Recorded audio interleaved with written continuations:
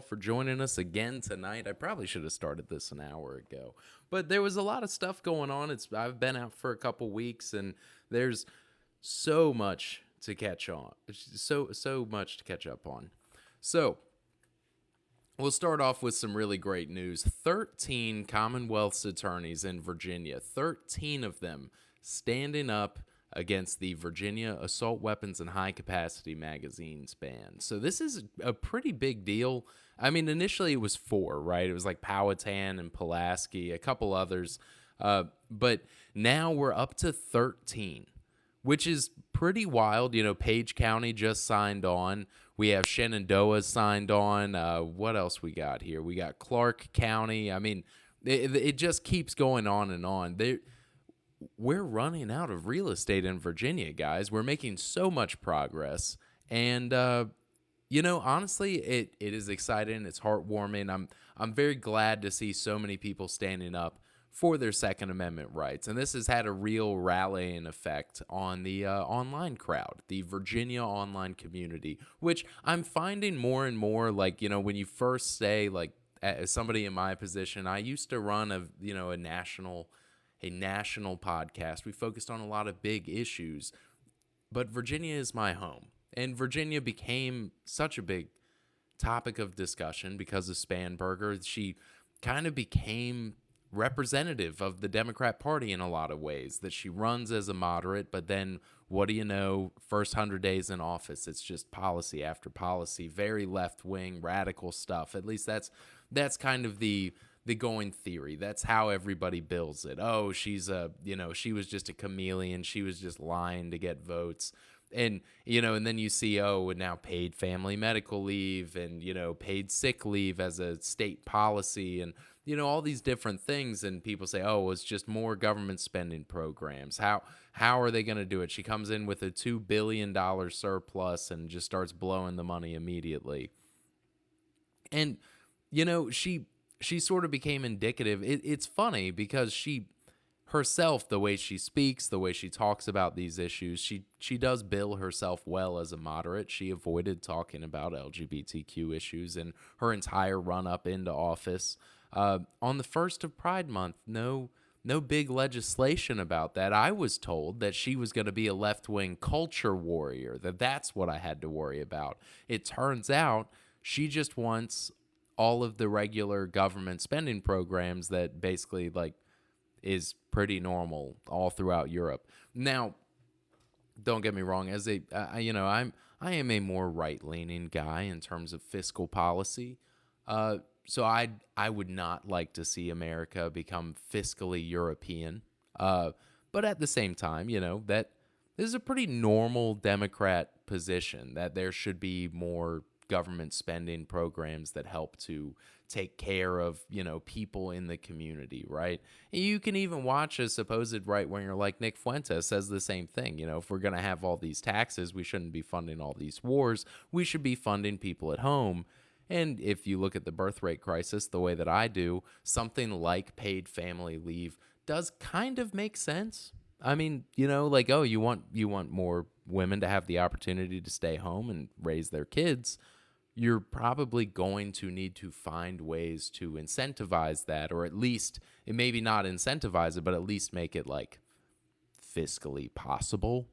But still, then you get into the analysis of these kinds of bills, and it's just like, dude, there's no way to actually fund this program. Even on paper, you have a $500 million budget shortfall within the first year of the program going active. Like, you're looking at a budget, at a shortfall of $300 million before the program even goes live, which means that this is either doomed to send the state into bankruptcy, or a lot more likely, you're going to see your income tax for the state of Virginia go absolutely out of control.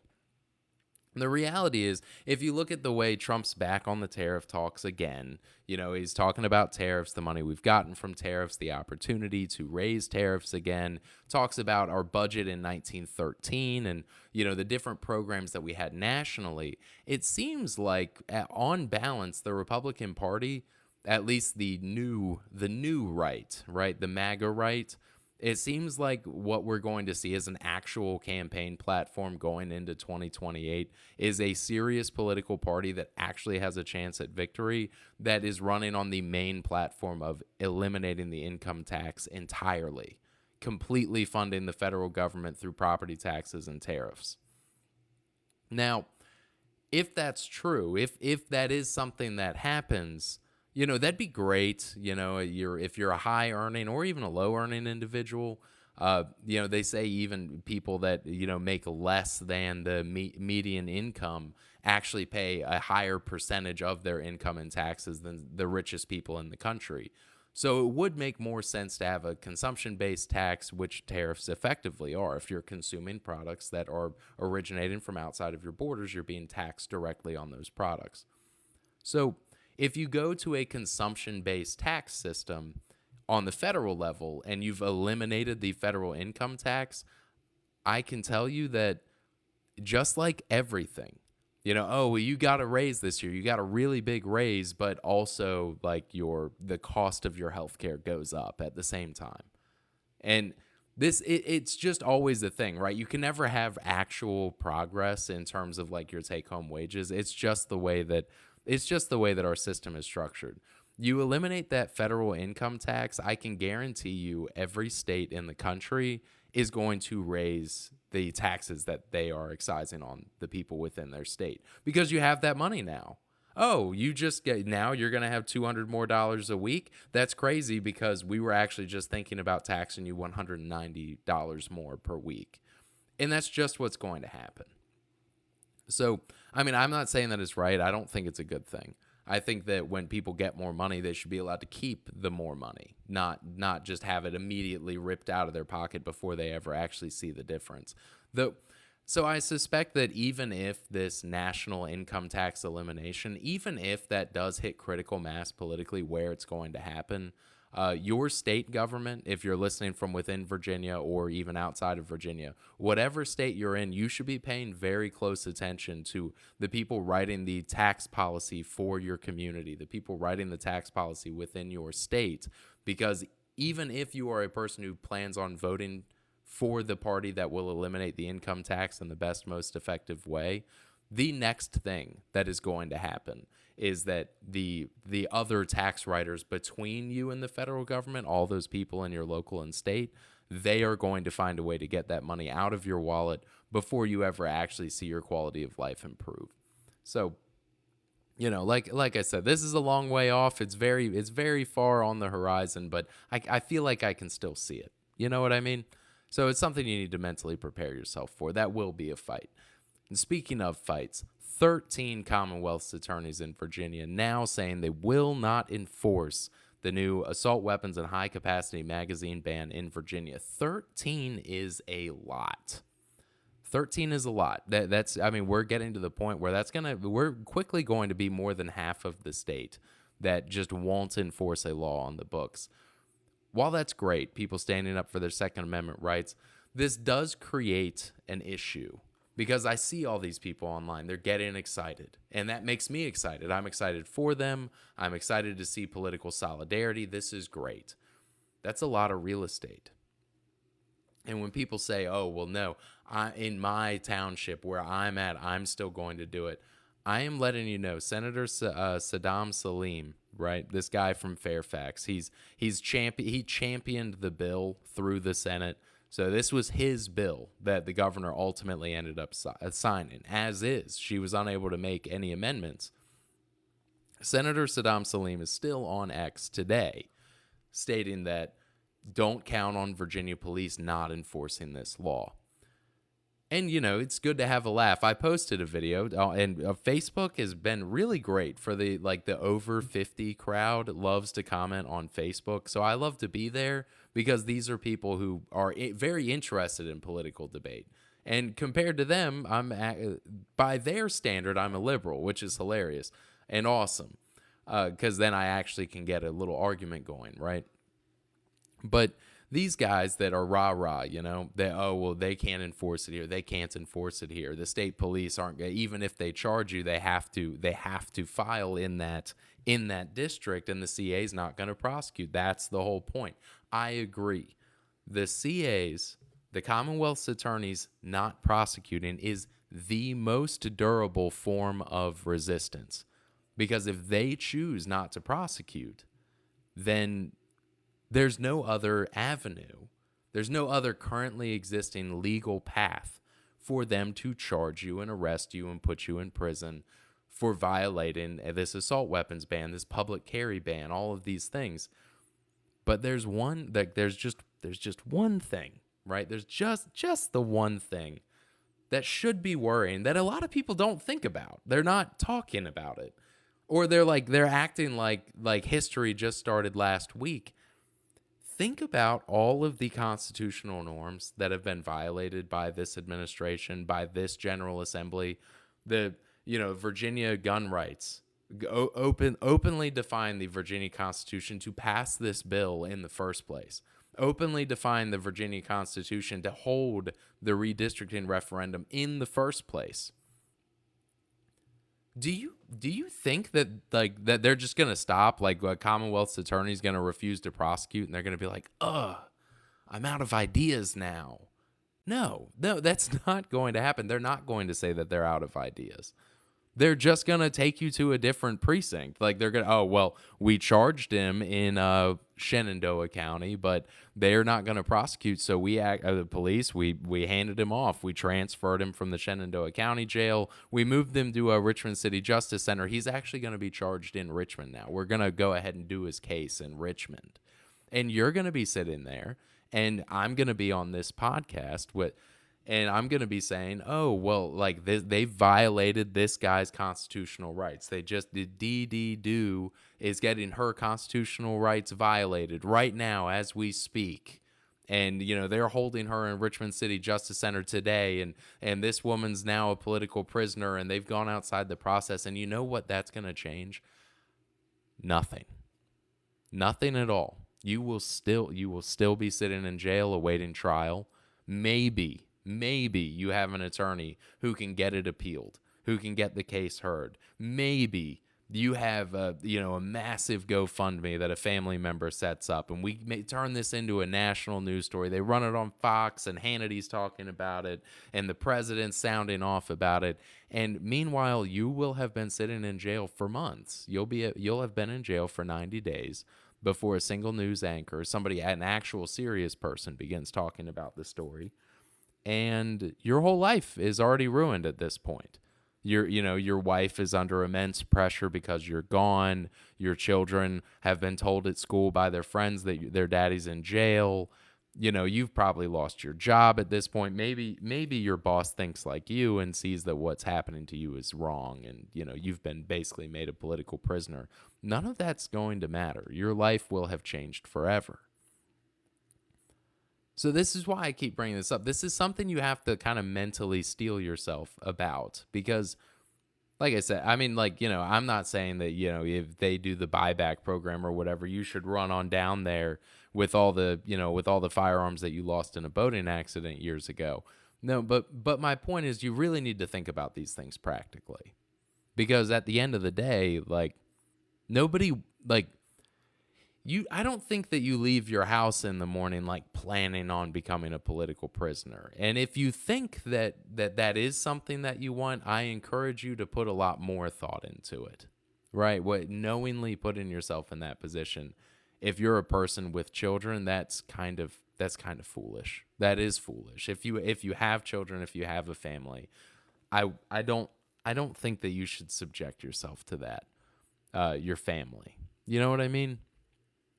Because that is a hard bargain. So again, I'm all for getting rah-rah excited on the internet. I'm happy for you. Trust me, I'm on your side. But I just want you to think about the practical implications of putting yourself in that position. What could happen to you? What that process is actually going to look like? Because we didn't get here because there was a process that was being followed. That's what I'm trying to explain. So, anyway, we have another interesting story on the horizon, talking about predictions and things that haven't happened yet. We're finally seeing some budget progress. On the 1st of June, the end of this month, the Virginia budget no longer exists. We have 1 month left. Most Virginia programs do not have a continuing resolution. So that means if we don't have a new budget signed and approved by the end of this month, there are social programs in Virginia that will come to an immediate halt. We'll still see police and correctional officers. They are still going to report to work, but you're going to see a lot of holdups in things like SNAP benefits. You're going to see a lot of holdups in things like Medicaid. We're going to start hitting snags because administrators are not going to be coming to work for most of these departments. So logistically, we're going to have a lot of issues. But today, the office of the governor, she did send a message to Senator Lucas and Delegate Torian. With just 1 month remaining in fiscal year 2026, revenue collections are ahead of expectations.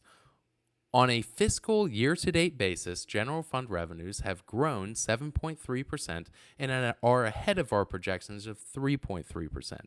While current year collections are likely the result of year-end surplus, evolving economic conditions and increased national uncertainty warrant a reassessment of whether current revenue strength can sustain in the out years. So we're only 3 sentences in. I just want to point this out, right? Corporate tax collections are also projected to be weaker than previously assumed, reflecting a more cautious forecast. You see, because this is the thing, right? We got out of Youngkin's administration with a budget surplus. We had a lot of money. And the Democrats that are currently in the governor's mansion are burning it. So they are blowing that money. You see, because they had already revised down their revenue predictions. They revised it way down to 3.3%. Now, thankfully, when the rubber met the road and we actually started counting and like looking at the current landscape, we are up a little bit. We're up to 7.3. That's still not what we expected in terms of growth. So we're outspending. These spending programs that grow every year, and we're not meeting our KPIs to be able to sustain these things. So, and once you fall behind, you have compounding problems. You have interest now. Now you're going to have more problems, and we're only adding more programs by the day. So this is a problem, and we're adding all of these taxes. So we're already past, what do they call that? When you add more taxes, and it actually means that you lose tax revenue as people leave. We're already suffering from this. Businesses within the state are struggling because of the amount of international business that's being done out of Virginia, which means that we have less corporate revenue to collect in taxes. This is hurting us. This is hurting us bigly. So right now we have to figure out how to get around this.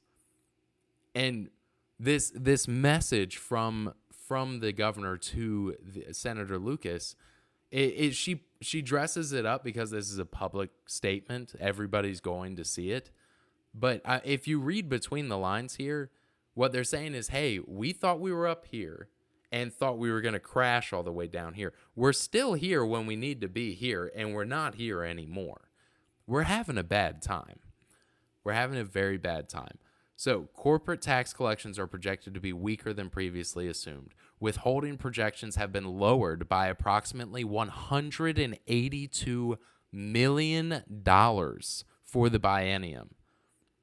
This accounts for job losses observed over the last year, though stronger than expected wage growth will partially mitigate this decline. Partially mitigate with wage growth. This is what I'm talking about. As soon as you start getting paid more, as soon as your wages go up, you see the stock market right now, literally today, hit an all-time high. They say, okay, well, now Virginians will get paid more, which means we can tax them more, so then that'll fix our budget issue. You see how this problem, how it gets worse and worse? Because as you make more, your take-home never changes.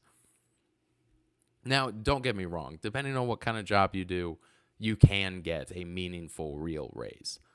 But once you hit a certain point, it's like that glass ceiling. Like, it doesn't matter if you make 80K or 150K. If you make 200K, they still, unless you are very creative and you're paying somebody to help you manage your finances, what's going to happen is that you are just never going to actually start seeing meaningful wage growth. It's just the way it goes. As soon as you make more, they find more ways to tax you. It's just a hole you can never dig your way out of. That's really what it is. So right now, like I said, they've communicated this to the General Assembly. We're hoping now that the General Assembly has the information that they need with these updated figures, with the programs that we currently have. Now we can see if we can actually get a budget in before Virginia goes into a total shutdown. Yeah, there we go. Zombie Tea Party, dude. Nice to see you. Oh, and Yasika Cowgirl is here too. Good. I hope things are great out there. But no, I'm just, I'm looking forward to seeing how this thing pans out. Though there is one way we can dig our way out of this without just taxing the heck out of everybody. And that is, we're bringing in new industry to Virginia. I don't know if you've heard, but data centers have been popping up across the state. I think we've got a dozen now, and they're looking at adding 6 more. So this has been a very contentious issue for, obvious reasons, right? Everybody gets their hackles up about these data centers, and I understand why, right? We get all these stories about utility costs skyrocketing, the power needs of these facilities are immense, and the currently existing substations can barely support the power just for these facilities, much less for the towns that they're next to. And then don't even get me started on the water. We hear about all this pollution and the water just being dumped back in, and it's got all these heavy metals. So what are we going to do? We keep adding and adding. And yeah, we shouldn't be the ones funding it. That's the other thing, right? Because they get all these massive state tax breaks. But here's the thing, right? Loudoun County in Northern Virginia is one of the wealthiest counties in the country. So by extension, this is one of the wealthiest counties in the world, right?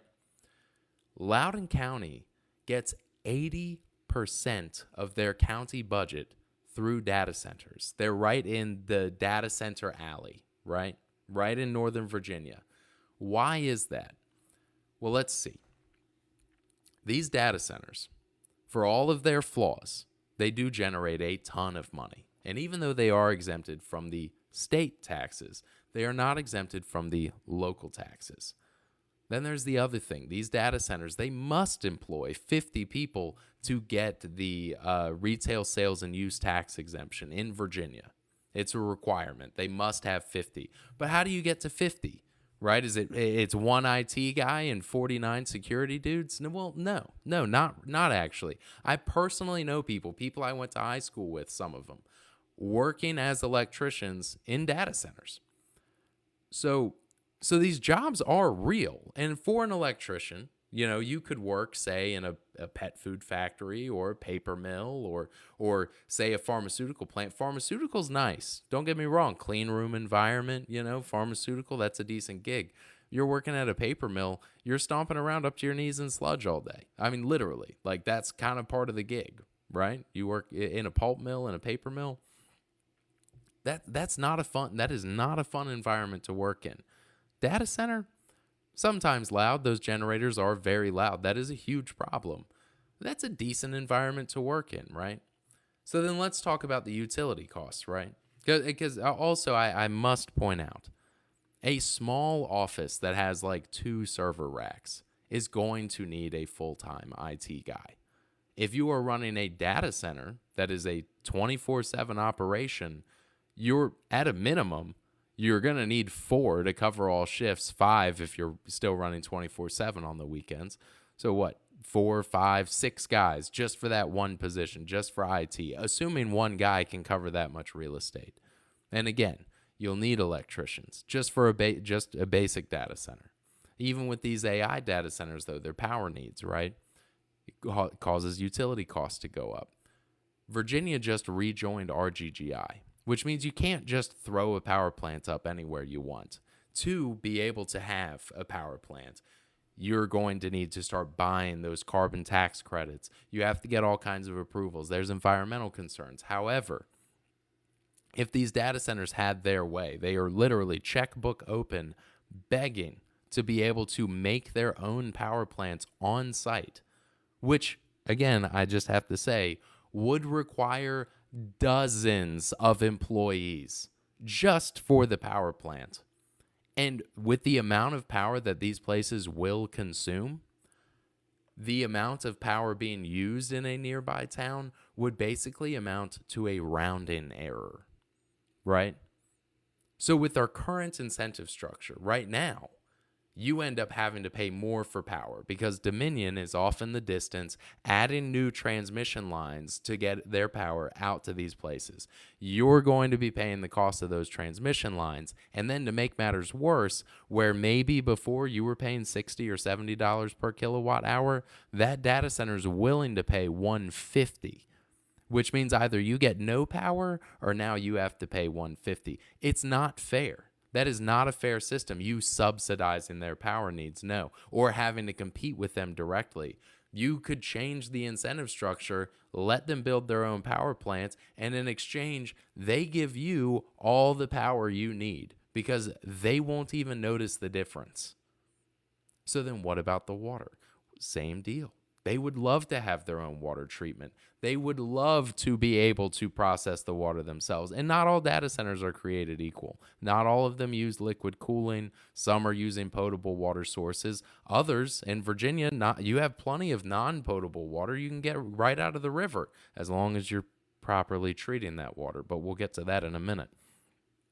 So if you're able to account for the water needs, okay, so then now your utility costs have not gone up. They might actually go down to zero, realistically. And I'm not kidding about this. So you've solved these three main problems. The noise is a big issue. And don't get me wrong, power plants aren't always quiet either.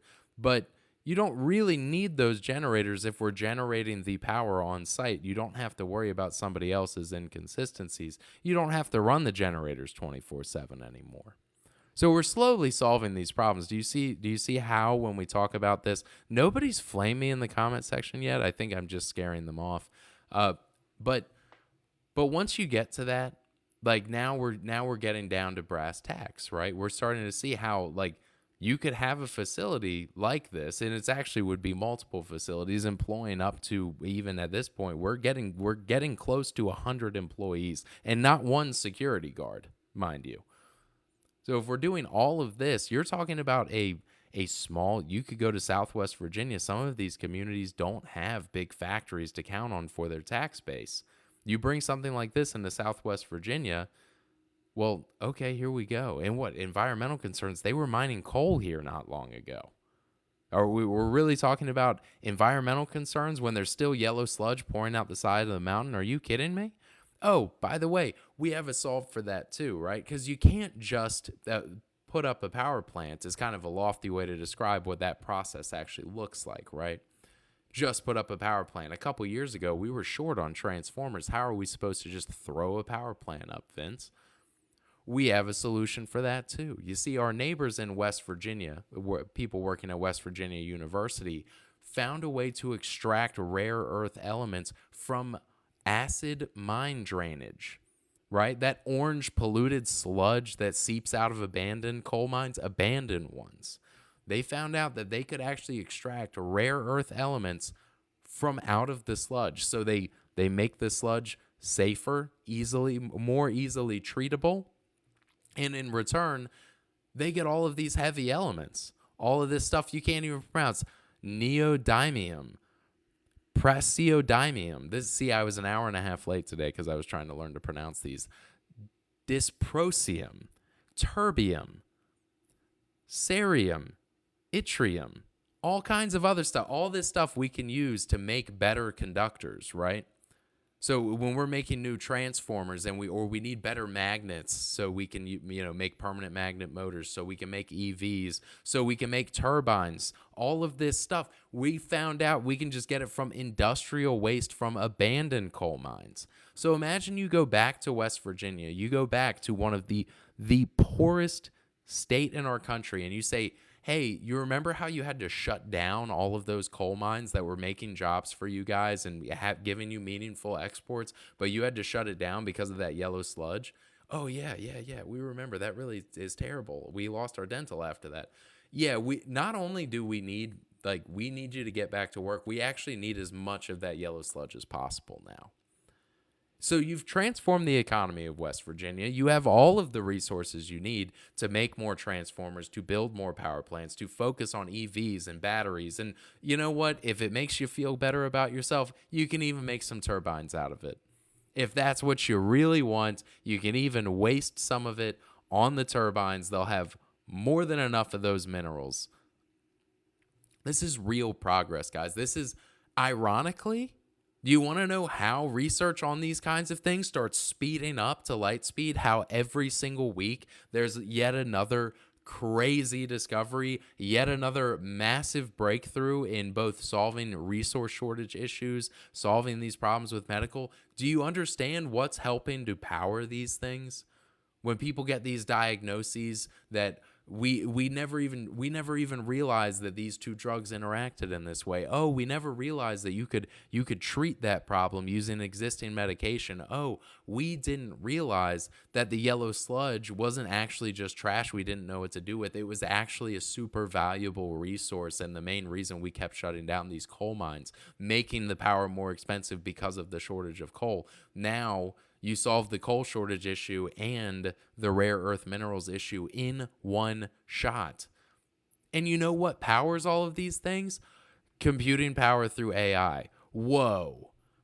All right. Or you can go onto social media and then continue making posts about it, which only actually furthers the need for more data storage. So it's a tricky issue, right? It's a very tricky issue. This makes us less dependent on China. It balances the trade budget. It brings jobs back to West Virginia. It makes fracking a good thing. Can you believe it? That the next time somebody talks about fracking and yellow sludge, all of the sudden it's like, yeah, dude, it's funny you mentioned the yellow sludge because we actually need it like a bunch. This is unbelievable. It's truly unbelievable. And yet, here we go. And obviously, because I thought of it, there's no downsides at all. Right. No, so things are looking up, to say the least. You know, all this budget dooming and everything. There is a way that we can fix this. We have to fix the incentive structures, though. Which is weird because, you know, who is it that's trying to drastically overhaul the incentive structures? Senator L. Louise Lucas. But don't give her too much credit because her gripe with it isn't my gripe with it. We happen to be on the same side, but not even close for the same reasons. I can guarantee you that. So maybe just this one time, we can join forces. We can join forces to make better incentive structures. You let them build their power plants. Then you can undermine the monopoly that Dominion has on power in Virginia. You just say, you know what? Actually, that is a good idea. You guys build your own power plant. Let us know how it goes. If you manage not to crash that thing into the ditch, we can actually get this small community off of the Dominion system and get them onto this like locally generated power system. Maybe there's a better opportunity there. And then you can start importing your coal from West Virginia. You can start getting the rare earths out of the yellow sludge, and then boom, we've saved humanity, and we brought America into the future by bringing manufacturing back. You're welcome, everyone. I solved the problem. I made America great again, but I did it on my own. I did it on my own this time. That's the facts. Esteemed hams. Jeez, it's like, you take a few weeks off. This is my favorite thing about my job, traveling so much. When I'm on the road and then you come back to the office after like months and you get to see all these people and tell them all these great things. And then I do one live after 3 weeks off, and I got everybody here. I got hams. Yasika Cowgirl showed up. We got zombie tea parties stopped by for a little bit. No, you haven't missed a thing. And if you're ever worried that you missed my live stream, I'm glad that you brought this up. If anyone ever is like, oh my God, I can't believe I keep missing his lives, they're all on YouTube. They're all on Rumble.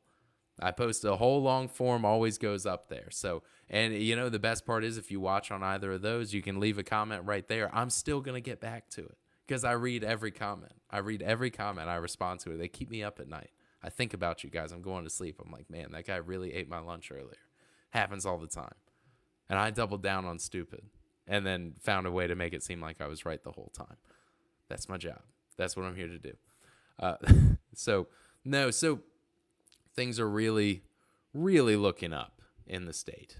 And we might get our first ever shutdown. Thanks, man. Oh, you're not gonna believe this. Took it all off. Whole thing is gone now. Yeah, I donated it to childrenwithhairloss.org. Childrenwithhairloss.org. It's money for children with hair loss. No, they make wigs. Yeah, they make wigs for children going through leukemia treatment or have like alopecia, all kinds of stuff. Imagine that you already had terminal cancer and then they give you a Jufro. You might throw in the towel, but you know what it is. Nah, I mean, they can't make your hair look like that. Like they can't just people all the time. They're like, dude, he's got a perm. His hair isn't really like that. It's like, nah, dude, it's really like that. I don't know what to tell you. I've been hearing this my whole life.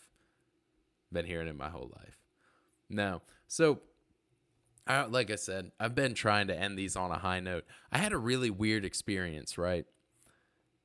I took a long time not going to Catholic church because, that's like you got all these convictions and all these things, right? But then like you can't even speak on these things. Like your faith informs a lot about your politics if you are a religious person. I mean, or, you don't even necessarily have to be religious. I mean, Confucianism is like, or Taoism. I mean, all of these things inform people's politics, right? So I go to Catholic church, and I'm even just, you see the Pope gives an encyclical about AI, right? And people say, oh, it's an anti-AI. The Pope came out against AI, which isn't exactly what happened. The Pope gave an encyclical about not losing your humanity. Don't turn over your humanity to the machines, right? And he talks a lot about how like these, even the jobs that we do, plugging numbers into spreadsheets all day, that these things have an effect on your soul, how you view yourself, and that you can't lose your humanity in these things. You can't just say if you work at an equity group. I met a woman who worked for an equity firm, right? And they did, they focused on mergers, which I like, focused on downsizing, efficiency. It was wild. It was incredible getting to talk to this woman on an airplane. And you do a job like that, and all of this is just numbers on a spreadsheet. That has that has a negative effect on your soul. That can not to say that the nature of that job has to be that way, but you just have to remember that you're talking about people. You're dealing with these numbers aren't just numbers. These represent real people, right? And you hear this and you're like, wow, that's very we have a guy, I think he's actually flying out there right now. I think Donald's going to be on site in the morning. Yeah. but no, so you can't let these jobs like make you less human, right? And then I go into church. Yeah, he's not me, but you'll love him. But I step into church, and in the homily, I was very surprised, right? In the homily, the priest is talking about, like, he talks about, literally, he says, like, the hatred being spread through our public school system through programs that call themselves DEI. I'm like, what in the, like, I'm like, wow, talk about getting exactly what you've been asking for years. Like, what are we doing here? Public schools pushing the lie that our founders were atheists. Democrat senators recoiling at the idea that our rights were granted to us by God. It was an incredibly clear-eyed message. And it was very surprising because even in my, when I kind of started becoming more conservative, I remember that was like my main gripe, with the Catholic Church, is that they don't have that strength of will. They don't have the courage to just go out and say it. Right. And that's like your main gripe. And then, a decade later, And like it happens, like it literally happens from the pulpit. You're like, whoa, like that was so much exactly what I asked for. Almost makes you a little uncomfortable even. And then like you're just kind of like, well, wow, like you literally, you can never complain about that again. He did it. Your reaction did, like, it was so surprising that my reaction wasn't even what I expected. Like I almost felt like I was in a black church for a second. I was about to be like, hallelujah. No, it was it was a weird feeling. And yeah, is this like I don't know. You hate to overthink these things, but is this like the next, are we going to see this more and more? I do say everything is like politics has kind of made its way into everything now. And you kind of wonder, like, is it going to literally be everything? Because it used to be that got left at the double doors right next to the little, cup before that whole thing, right? Right next to the holy water. It's like you check the politics right here. You're going to be challenged. The Pope talks about things like immigration and loving your neighbor and, treating people humanely. And you're a conservative and you're like, okay, let's just remember a lot of these people are also Catholics. So maybe like don't be a dickhead all the time. And like you have to kind of challenge yourself with these things. Does it go the other way now? It's kind of weird. But yeah, I think so. It is coming to a head. And we'll see what happens next. Like, I have a feeling this is going to be a really weird summer, right? It's already starting off weird. You look at what's going on in New Jersey. I don't know if you guys have seen like the Delaney Hall protests, but right outside of this ICE facility in New Jersey, there's been protests for like now like 11 or 12 days now, I think. And over Memorial Day weekend, you started to see counter protesters show up, like people that were pro-ICE demonstrators, which, like on the one hand, it looks really weak. Like if nobody comes to counter protest the protesters, like it just kind of looks like you don't have any, like there's no public will on your side at all if you can't even muster a few people for that. But then like it actually happens. And then, like I said, tensions escalate, things get a little crazy. Antifa people show up with homemade flashbangs that they're throwing at police. It was wild. It was like crazy to see these videos. Apparently, they like mass arrested a bunch of these protesters. They kettled them all up between two buses, arrested them, and that's been now like 2 days. None of them have been released. So they didn't just get like processed and PR bonded. Like they're probably looking at some actual time. Like, didn't Antifa get labeled a domestic terror group like just a few months ago? Like, so this I don't know. We're going to keep an eye on that. That'll be interesting. Yeah, exactly. So if these people get released on PR bonds, or like it goes like the, May 27th, like the George Floyd riots in DC where they burned down St. John's Church. And then later DC like gave a massive settlement to the people who organized that riot. If that happens again, then yeah, we're looking at another election year, just crazy-ish, nonstop. It's going to be a wild summer. Alternatively, if you actually see people incarcerated, arrested, charged, like get hard time, then you force Democrats to make that a campaign platform, and then it becomes a what about January 6th thing. Also, like, are you in favor of like the domestic terrorists? So you actually get to press Democrat politicians on the issue. You run the risk of maybe mobilizing the base, but I don't know. Yeah, that's some hard math. You're gonna lose New Jersey anyway, so and nobody got shot in the face. That's the other thing. Like, it didn't turn into an Alex Preddy situation. If you release them and then that happens, well, then that's on you.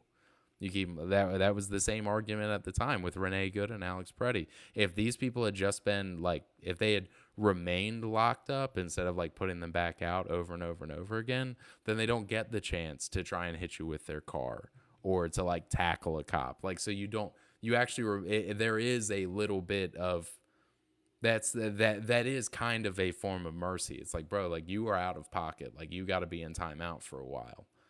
And if you do that and you follow through with it and actually exact some kind of punishment, then maybe it'll have them reconsider their actions, and then the whole thing's avoided. Who knows? There's probably a really somebody's gonna clip that and be like, this man. Anyway, whatever. We'll see.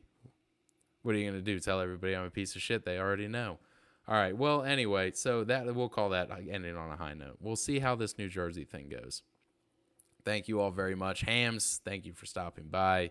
For everyone else, you're not always here for me, but I am always here for you. So if you feel bad, there's no need to feel bad. You just go on over to YouTube or Rumble. You can hit that like and subscribe button and then share and tell your friends. I'm like everywhere. I'm everywhere except for Threads. You can find me on Rumble, X, TikTok, YouTube, Facebook. Just Vince versus everyone. Vince vs everyone. Tell your friends. Tell your family. If they like me, that's great. If they don't like me, tell them to argue with me. It makes more people see the content. It keeps the conversation going. Have a good night.